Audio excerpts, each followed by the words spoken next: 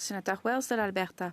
Merci, Madame la Présidente. Monsieur le ministre, selon les données les plus récentes de Statistique Canada, depuis 2024, le nombre de crimes haineux signalés à la police a augmenté pendant 6 années consécutives, soit une hausse exponentielle de 169 % depuis 2018.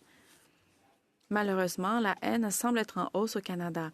Parmi les victimes les plus fréquentes des crimes haineux signalés à la police figurent les membres des communautés juives, noires et 2S LGBTQI+.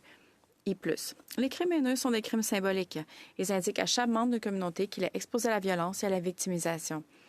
Au cours des 2 dernières législatures, le gouvernement a tenté de prendre des mesures pour contrer cette tendance inquiétante en adoptant des lois visant à renforcer la législation canadienne en matière de crimes haineux. Monsieur le ministre, avec l'introduction du projet de loi C9, nous sommes sur le point de disposer enfin des outils dont nous avons urgemment besoin pour lutter contre cette vague croissante de haine.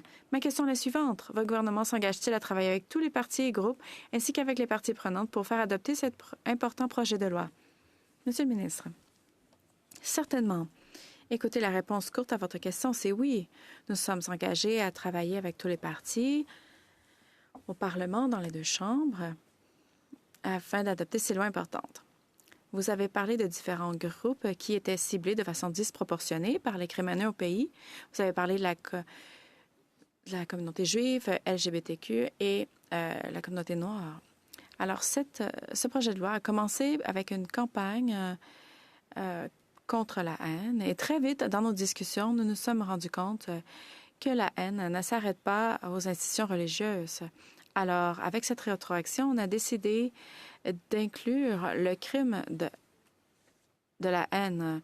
Donc, dans le processus jusqu'à maintenant, il y a des amendements potentiels qui s'en viennent, comme par exemple la définition qui sera utilisée et les rôles des procureurs généraux dans les différentes provinces.